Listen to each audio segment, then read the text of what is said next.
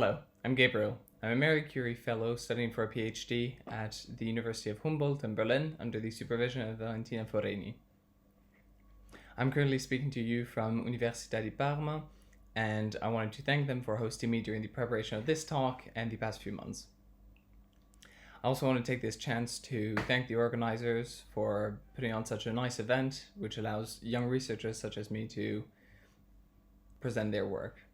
So today I'll be talking about using the melon transform in the case of one-dimensional conformal field theories. This is based on ongoing work with Lorenzo Bianchi, Valentina Foreni, and Giulia Beveri. So first of all, I would like to give a rapid reminder of the construction of the melon transform in one dimensions. I would highly recommend that you watch the video defining the melon transform in one-dimensional CFTs by Giulia Beveri, because this will go into much more detail and also present a lot of the motivation around these constructions.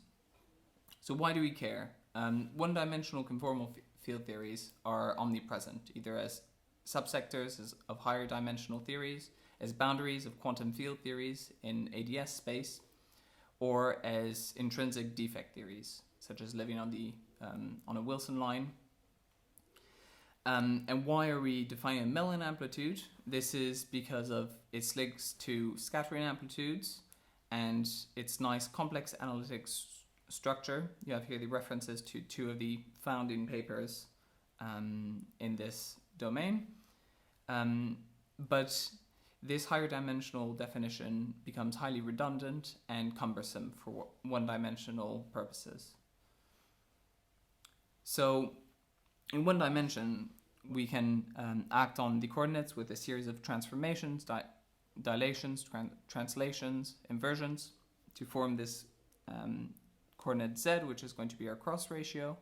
And that way we can define a single function of a single variable z, which in turn can be expressed in terms of the CFT data, so the 3-point function data, which are the OP coefficients, and the spectrum, which are the weights of the exchanged primaries, where these conformal blocks sum up the contribution from the descendants.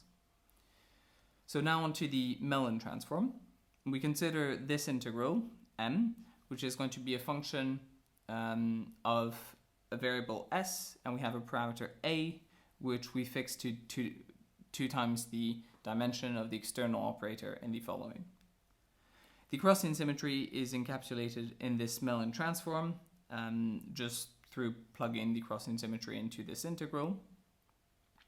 And one of the main results, which you can see in Giulia Beveri's talk, is that we found a general structure for contact interactions in ADS2, which form these so-called D functions. So now that you've heard a bit about the objects that we're going to talk about, as well as the melon transform, I would like to present to you the sum rule, which is one of the results from our paper. So what is a conformal field theory sum rule? So the first thing you need to know is that a conformal field theory can be described as a consistent set of objects which are going to be the spectrum and the 3-point function coefficients. Not all such sets are going to describe a conformal field theory, so we then have the question, how do we find this consistent set? So along with other methods that have been very successful in the past, such as the unitarity bounds and the bootstrap, the sum rule allows you to restrict this set through equations of this type. So we want to find an equation of this type. And the way this equation is going to work is that you're going to pick a point in this infinite dimensional theory space, which is going to tell you the spectrum of the operators and the 3-point functions. You're going to input them into your sum rule, and either you get 0, which means that you find a possibly consistent conformal field theory, or you get something that's different from 0, and you can exclude the point from the space of conformal field theories. So given a certain number of restrictions, we can define such a sum rule through the functional here. So this is an integral over a contour at infinity in the complex plane with an integration kernel. Through the residue theorem, we know that this should give us 0, given an appropriate bound at infinity. And once we insert the OP expansion in here, we have an equation that's going to be of the form seen before, this one. So we did this with a certain amount of data for phi to the 4 theory, for example, in different dimensions, and we do find a sum rule which effectively works and sums to 0, though we haven't found any ways to exploit that yet.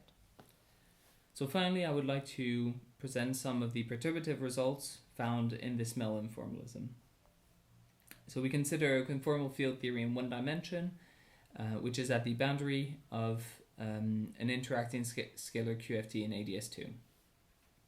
So we consider a generic 4-field interaction term with a certain number of derivatives and look at the 4-point function that's generated by that term. So we have a certain number of restrictions.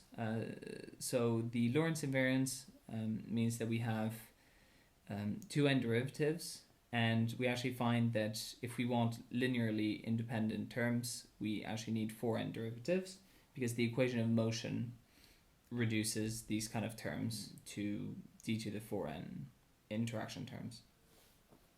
So a convenient basis of such elements, which we're going to label by term L with highest derivative 4L derivatives, is this, where we have a differential operator here which has 2L derivatives and a certain number of other terms of lower derivatives. This is a convenient basis because it acts on the bulk to boundary operators in a relatively easy form, and we find that this gives a melon amplitude of this type, which is particularly interesting because these are the melon amplitudes which we found in a closed form at the beginning of this talk.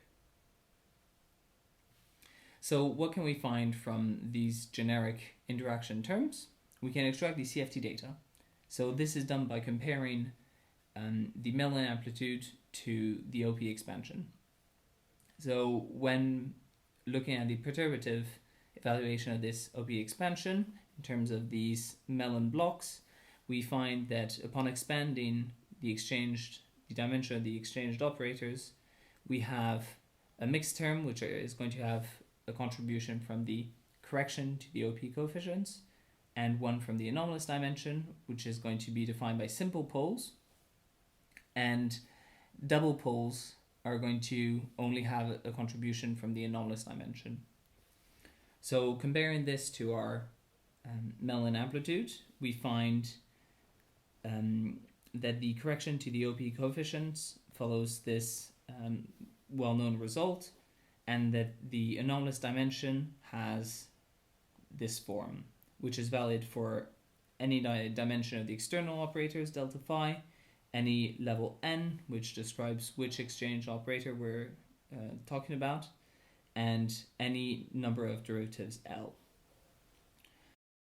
So this is the form where we have a factor of the phi to the 4 anomalous dimension, and a prefactor of a certain number of gamma functions, and the hard part, which is this polynomial.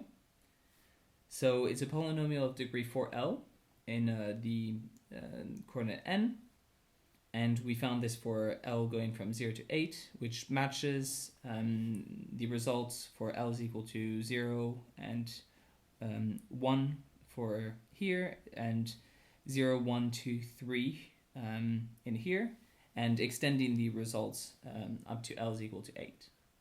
So to sum up, we have found a melon transform for 4-point correlators in one-dimensional CFTs, which have a nice analytic structure and which have the poles at the weight of the exchanged operators. From this, one can construct a set of non-perturbative sum rules, which haven't given the same constraints as in higher dimensions. But for general contact interaction in ADS2, we have a melon amplitude which can be found exactly, and from which we can extract the CFT data by comparing the pole structure. Obviously, we can extend this in many ways. So if we found a direct link from the conformal integral in one dimension, we could extend this rather easily to higher point functions, non-identical scalars, as well as higher loop quantities. One of the main interests is currently to link these melon amplitudes to scattering amplitudes, and this can be applied quite easily to defect theories. Thank you for following this talk. I hope you appreciated it. I hope to see you in the breakout rooms to chat a bit about this project, or if you're following this on YouTube, please comment below the video if you have any questions, and I'll do my best to answer them. Thank you.